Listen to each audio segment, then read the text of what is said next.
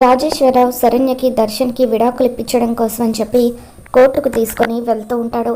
ఇక దాంతో అనన్య ఎంతగానో ఆనందపడిపోతూ ఉంటుంది. మరోపక్క ఆనంద చాలా బాధపడిపోతూ ఉంటుంది. అలా రాజేశ్వరరావు దర్శన్ని శరణ్యని తీసుకెళ్ళిపోయిన తర్వాత అందరూ కూడా తమ గదుల్లోకి వెళ్ళిపోతారు. ఆనంద మాత్రం కుప్పకూలి ఏడుస్తూ ఉంటుంది. ఇకప్పుడు అనన్య ఆనంద దగ్గరకు వచ్చి, మిమ్మల్ని చూస్తూ ఉంటే చాలా జాలిగా ఉంది అత్తయ్య గారు. ఇప్పటి వరకు ఈ ఉమ్మడి కుటుంబం విడిపోదని, మీ కొడుకు కోడలు విడాకులు తీసుకోరని చాలా కాన్ఫిడెంట్గా ఉన్నారు.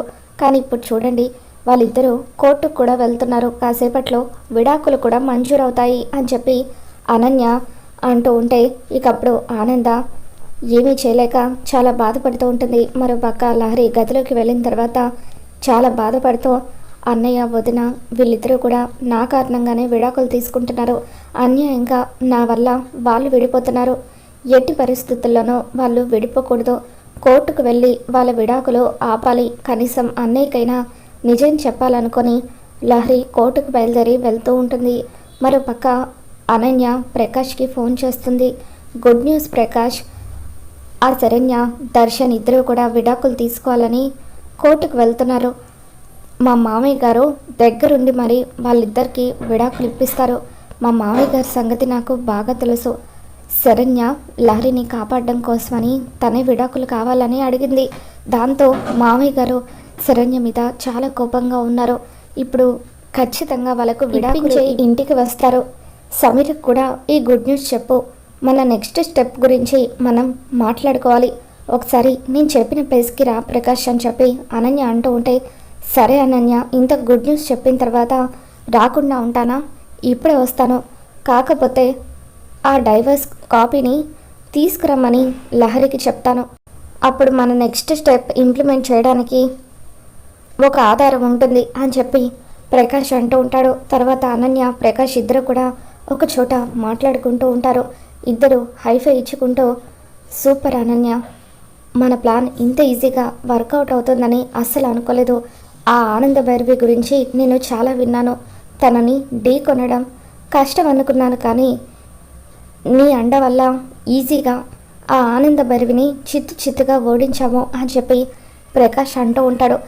ఇక దర్శన్కి శరణ్యకు విడాకులు పూర్తయిపోతే నెక్స్ట్ నా చెల్లెల్ని ఆ ఇంటి కోడలు చేయడమే మిగిలిపోయింది అని ప్రకాష్ అంటూ ఉంటాడు. ఇక అటువైపుగా ఆటోలో వెళ్తున్న లహరి వాళ్ళిద్దరూ మాట్లాడుకోవడం చూస్తుంది.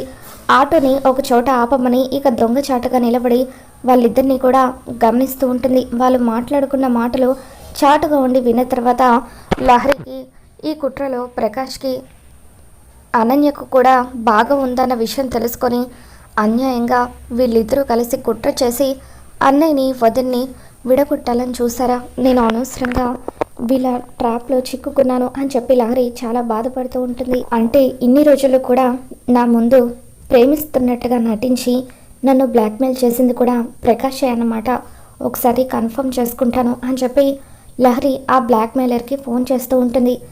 ఏంటి, నేను చెప్పినట్టుగా ఆ డైవర్స్ కాపీని తీసుకొస్తున్నావా అని ప్రకాష్ అడుగుతూ ఉంటాడు. అన్నయ్య వాళ్ళు కోర్టు నుండి ఇంకా రాలేదు, వాళ్ళు రాగానే తీసుకొస్తాను అని లహరి, ఛీ, ఇలాంటి వాడిన నేను ఇన్ని రోజులు ప్రేమించింది. అనవసరంగా అమ్మ చెప్పినప్పుడే నేను అమ్మ మాట వినుంటే బాగుండేది. ఇప్పుడు నా చేతులరా నా జీవితాన్ని నేనే నాశనం చేసుకున్నాను అని చెప్పి లహరి చాలా బాధపడుతుంది. తర్వాత ప్రకాష్ అక్కడి నుండి వెళ్ళిపోతూ ఉంటాడు. ఇక లహరి చాటుగా ఉండి మెల్లిగా వెళ్ళిపోదాం అనుకునేసరికి అనన్య తనని చూసేస్తుంది.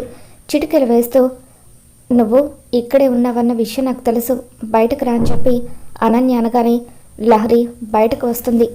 ఏంటి వదిన, నువ్వు వాడితో చేతులు కలిపి నా జీవితాన్ని సర్వనాశనం చేయాలని చూసింది నువ్వా? అన్నయ్య వదిన ఇద్దరు విడాకులు తీసుకోవడానికి కూడా కారణం మీరే కదా. ఇదంతా అమ్మకి తెలిస్తే అమ్మ మిమ్మల్ని ఊరికే వదిలిపెట్టదు. ఇప్పుడే వెళ్ళి నేను అమ్మకి నీ గురించి మొత్తం కూడా చెప్పేస్తాను అని లహరి అంటూ ఉంటే, మీ అమ్మకు ఈ విషయాలన్నీ తెలియడానికి ముందసలు నువ్వు బతికుండాలి కదా. నీతో పాటే ఆ నిజాన్ని కూడా నేను సమాధి చేస్తాను అని చెప్పి అనన్య కత్తి బయటకు తీయగానే లహరి భయంతో రోడ్డు మీద పరుగులు తీస్తూ ఉంటుంది. రేయ్, పట్టుకొనిరా దాన్ని అని చెప్పి అనన్య అనగానే కొంతమంది రౌడీలు లహరి వెంట పడుతూ ఉంటారు. లహరి అలా పరిగెత్తుతూ రోడ్డు మీద కింద పడిపోతుంది. రౌడీలు వచ్చి లహరిని గట్టిగా పట్టుకుంటారు. అనన్య పెద్ద కత్తితో లహరిని పొడవబోతూ ఉంటే అప్పుడే ఆనంద్ అక్కడికి వచ్చి ఆ కత్తిని గట్టిగా పట్టుకుంటుంది.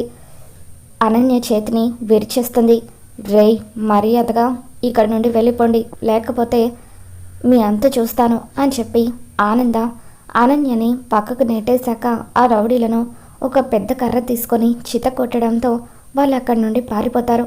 అమ్మ, ఇన్ని రోజులు నన్ను ఇబ్బంది పెడుతూ నా జీవితాన్ని నాశనం చేయాలని చూసింది ఈ అనన్యే అని చెప్పి లహరి చెబుతూ ఉంటుంది. దాంతో ఆనంద, నువ్వు ఇప్పటి వరకు ఎన్ని పొరపాట్లు చేసినా ఇంటి కోడలివనే సానుభూతితో నిన్ను వదిలేశాను. నీ గురించి బయట పెడితే ఇంటి పరువు పోతుందనుకొని మౌనంగా ఉండిపోయాను. కానీ ఈరోజు నువ్వు నా బిడ్డ జీవితాన్ని నాశనం చేయాలనుకోవడంతో పాటు దాని ప్రాణాలు కూడా తీయాలని చూసావు. అటువంటి నిన్ను ఎలా వదిలేస్తాను అనుకున్నావు? తప్పు చేసావు అనన్య. ఈ ఆనంద భైరవి కూతుర్ని చంపాలనుకొని చాలా పెద్ద తప్పు చేశావు. నిన్ను ఊరికే వదిలిపెట్టను అని చెప్పి అనన్య 2 చెంపలు కూడా వాయిస్తూ ఉంటుంది. అమ్మ, అక్కడ అన్నయ్యకి వదినకు విడాకులు జరిగిపోతున్నాయి. త్వరగా వెళ్ళి మనం ఆపాలమ్మా. శరణ్య వదిన నా కోసం తన జీవితాన్ని త్యాగం చేయాలనుకుంది. నిజానికి వదినకు విడాకులు తీసుకోవడం అస్సలు ఇష్టం లేదు. నా కోసమే వదిన ఇదంతా చేస్తూ నాతో ఎవరికి ఈ విషయం చెప్పకూడదని ఒట్టు కూడా వేయించుకుంది. మనం కోర్టుకు వెళ్ళాలి పదమ్మా అని లహరి చెప్పడంతో ఆనంద లహరి ఇద్దరూ కలిసి పరుగున కోర్టుకు వెళ్తారు.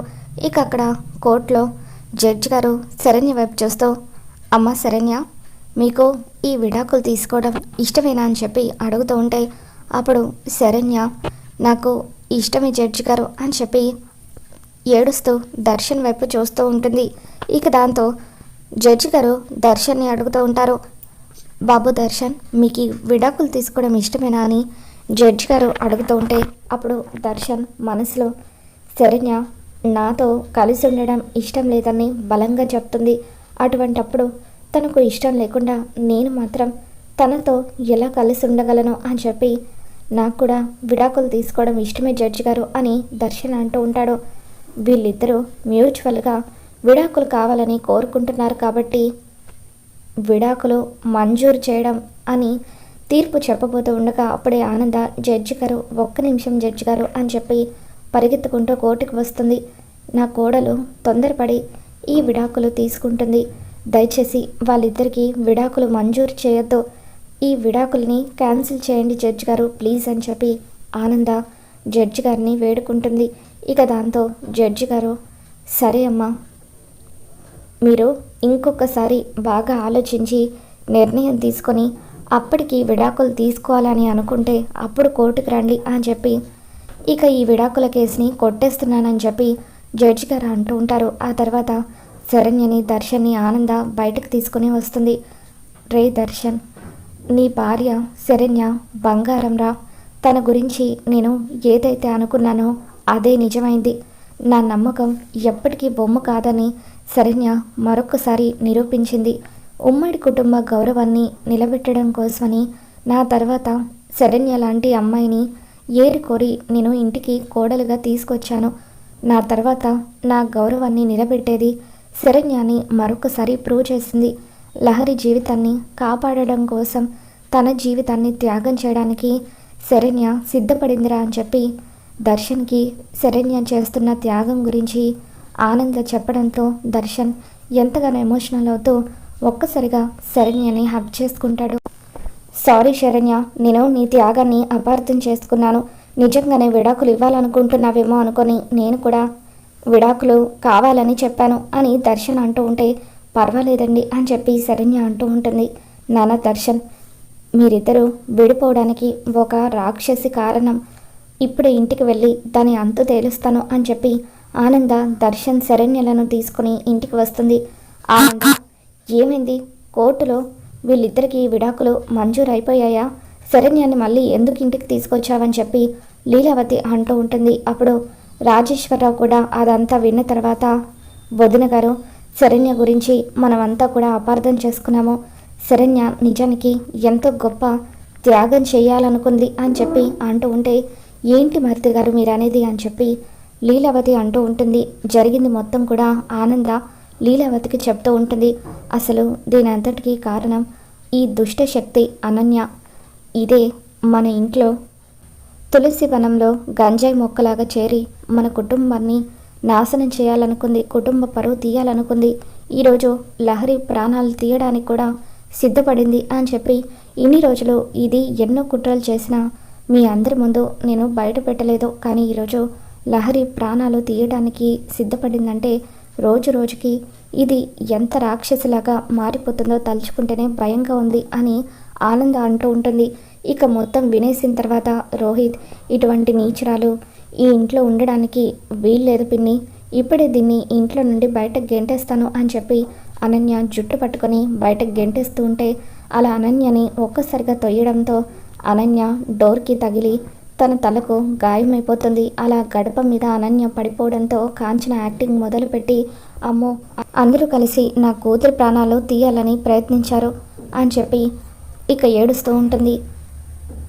బావగారు డాక్టర్కి ఫోన్ చేయండి అని శరణ్య అనడంతో రోహిత్ డాక్టర్కి ఫోన్ చేస్తాడు. ఇక డాక్టర్ అనన్యకి కట్టు కడుతుంది. తర్వాత అనన్య ఆ డాక్టర్కి డబ్బులు ఇచ్చి గతం మర్చిపోయిందని అబద్ధం చెప్పిస్తుంది. డాక్టర్ కిందికి వచ్చాక తలకి గాయం అవ్వడం వల్ల తను గతం మర్చిపోయింది అని చెప్పి అక్కడి నుండి వెళ్ళిపోవడంతో ఇక కాంచన సైగ చేయడంతో అనన్య పిచ్చి పట్టినట్టుగా యాక్టింగ్ చేస్తూ ఉంటుంది. ఈ సోఫా భలే ఉంది అని చెప్పి అనన్య పిచ్చి పట్టినట్టుగా యాక్టింగ్ చేస్తూ సోఫాలకు వెళ్ళి దూకుతూ చప్పట్లు కొడుతూ అచ్చం పిచ్చిదానిలాగే యాక్టింగ్ మొదలు పెడుతుంది. ఇప్పుడు నేను చేసిన యాక్టింగ్తో అయినా నన్ను బయటకు గెంటకుండా ఉంటారేమో అని అనన్య మనసులో అనుకుంటుంది. ఇక శరణ్య రోహిత్తో, బావగారు మా అక్క చేసిన తప్పులకి ఆ దేవుడు ఆల్రెడీ శిక్ష విధించారు, దయచేసి మీరు తనని బయటకు గెంటకండి బావగారు, అక్కని అందరం కలిసి మంచిగా మార్చుకుందాం అని శరణ్య అంటూ ఉంటే, అమ్మ శరణ్య, ఆ దేవుడు నీకు చాలా గొప్ప మనసు ఇచ్చాడు, కానీ మీ అక్కని మాత్రం ఎట్టి పరిస్థితులను మేము క్షమించము అని చెప్పి లీలావతి అంటూ ఉంటుంది. తనకు పిచ్చి తగ్గిపోయిన తర్వాత తను ఎక్కడికైనా వెళ్ళనివ్వు, మాకు సంబంధం లేదు, రోహిత్కి అనన్యకు విడాకులు ఇప్పించి తనని ఇంట్లో నుండి బయట గెంటేస్తాము అని లీలావతి అంటూ ఉంటుంది. ఇక ఇదంతా వింటున్న అనన్య, అయితే నాకు పిచ్చి తగ్గే వరకు ఇక్కడే ఉండనిస్తారన్నమాట, ఈ టైం చాలు నాకు కుటుంబాన్ని నాశనం చేయడానికి అని చెప్పి అనన్య అనుకుంటుంది. మరో పక్క ఆనంద అనన్య కావాలనే నటిస్తుందన్న విషయాన్ని తెలుసుకొని, అక్క ఇలా పిచ్చి పట్టిన వాళ్ళకు త్వరగా నయం అవ్వాలంటే షాక్ ట్రీట్మెంట్ ఇవ్వాలి, షాక్ ట్రీట్మెంట్ ఇస్తే ఖచ్చితంగా పిచ్చి తగ్గిపోతుంది అని చెప్పి ఆనంద అంటూ ఉంటే ఇక అనన్య ఒక్కసారిగా షాక్ అవుతూ ఉంటుంది. మరి రాబోతున్న ఎపిసోడ్లో ఏం జరగబోతుందో మళ్ళీ మన ఛానల్లో తెలుసుకుందాం. ఈ వీడియో మీకు నచ్చినట్లయితే ఒక లైక్ చేయండి.